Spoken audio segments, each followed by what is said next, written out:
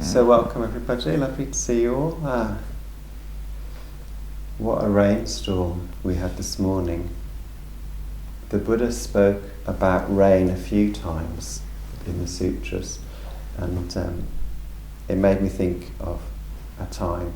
He talks about it in the Lotus Sutra, so I just imagined sitting here and reading you the Buddha talking about rain, with the rain coming down outside. I thought, that'd be a nice synchronicity, but of course as soon as I found the book, the sun came out.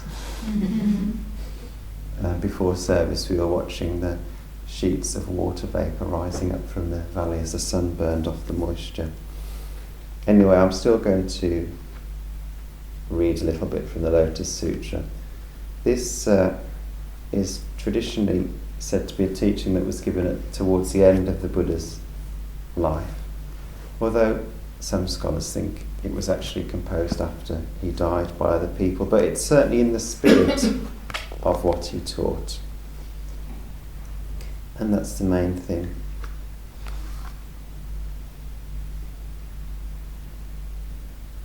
So I'll read you a bit and then I'll probably summarise a bit because it's quite long, but it's nice. Some of you will know it already. So the Buddha said, suppose in the 3,000 great thousandfold world there are growing on the mountains, along the rivers and streams, in the valleys and on the land, plants, trees, thickets, forests and medicinal herbs of various and numerous kinds, with names and colours all different.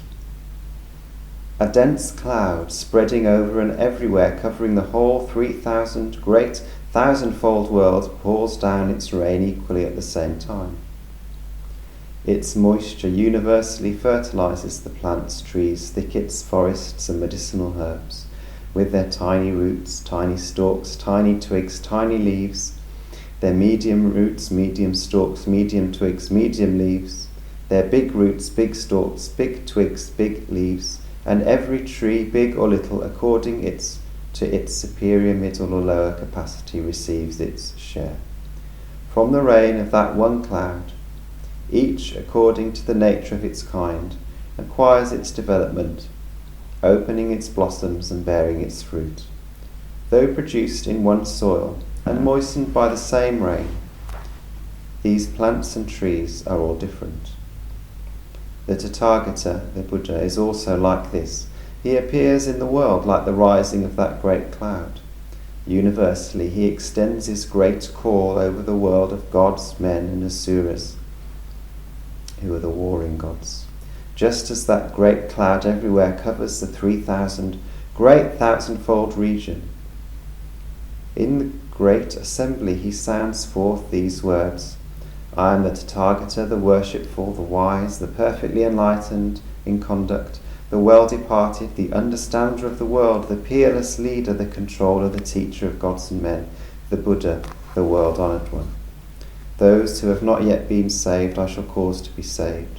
Those who have not yet been set free I will set free. Those who have not yet been comforted will be comforted. Those who have not attained nirvana will attain nirvana.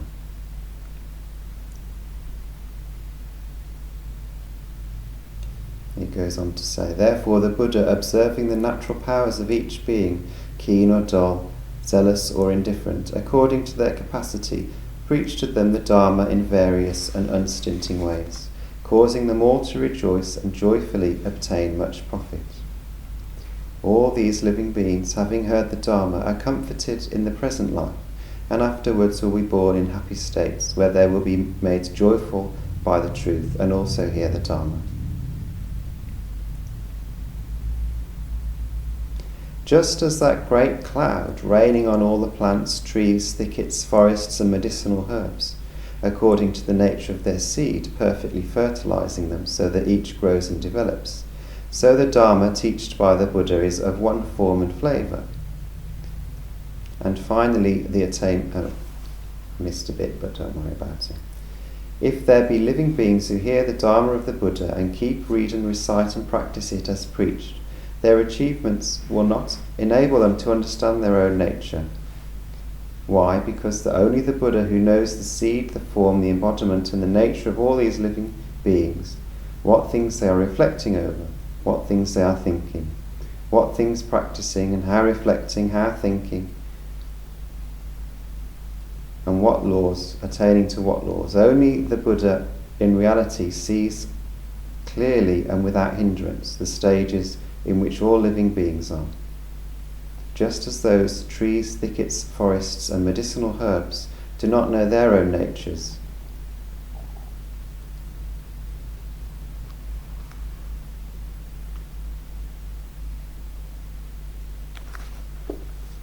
I'm pausing there because it's easier for me to just tell you the rest, and maybe even some of that. So what the Buddha's saying is the Dharma, which is the teaching of the Buddha, but you could also say the spirit in which the Buddha lived his life: kindness, compassion, wisdom, empathy, emotional balance.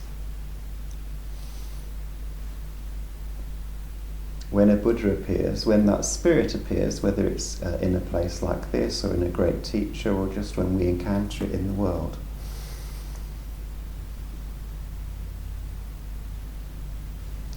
it gives itself freely to everybody. It's only our own inclinations that affect how we receive the teaching. It's nothing. It's not the spirit, but the spirit of the Buddha is different. And yet, even though the spirit of the teachings is the same, the form is slightly different. So when the Buddha was alive, he changed how he spoke to people depending on who they were. They would come and ask a specific question, and he would give them the answer for that person. If someone else came and asked the same question, they might get a different answer because maybe they needed something different to allow them to open their hearts.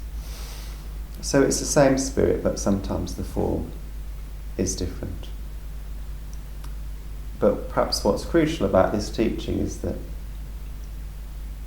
what it enables us to do is each flower in our own way. The Buddha's disciples were all different to one another. He wasn't producing a factory of clones. Each person who hears the Dharma comes to flourish in their own way, the way that you will be wise, or you will be compassionate, or you will be kind in your own life. If you perfect that in your own life, it will be different to the way that your neighbour perfects their kindness and compassion and wisdom, in the way that a tree is perfect and a flower is perfect, but they're both quite different. I really like this idea of there being lots of different ways of being kind and compassionate, and it really it allows us to sort of completely be ourselves and be individual, and yet at the same time be kind, allow this kindness, loving kindness to flow out into the world from us. And the second bit, the final bit of that teaching, which I was sort of stumbling over because there's lots of words, I was trying to see which bits to skip and which bits to read. But what the final bit is saying is actually from our own side, when we're just a seed, and we are mostly just seeds at the moment, maybe we've got a few little shoots. We don't know if we're going to become a tree or a sunflower or a gerbera or a thicket or a medicinal herb. We just grow towards the light as the rain nourishes us and the soil nourishes us. The gardener knows when he puts the seed in what we're going to become, but we don't get to know. And there's something quite relieving about this, in the sense of, well, you don't need to worry too much about should I do this or should I do that, or should I become this sort of person or that sort of person.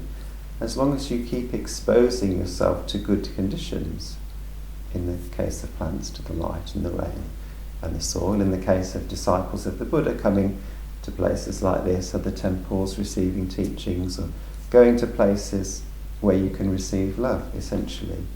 As long as you put yourselves in a place where you can receive love, you will begin to flower into a particular shape, and actually you discover that shape through the act of flowering. And that's nice because it takes away a whole layer of worry, and it just allows us to enjoy the process of our branches growing or our petals opening, or, whatever it is that we happen to be growing into. So what we do when we come to a place like this, when we say the Buddha's name, when we do the prostrations, when we listen to the talk, these are all different ways of allowing ourselves to be rained on, of connecting with the sunlight, with the soil, whatever metaphor you want to use. Putting your seed in good conditions. And sometimes we're sort of conscious and we think, oh yeah, that's a good teaching, I'll take that into my life. But often actually we just absorb something about the atmosphere. We absorb something from being around teachers, from being in temples, from being around Sangha. And it sinks into us and it nurtures us and we become something beautiful in this lifetime or the next. No moment.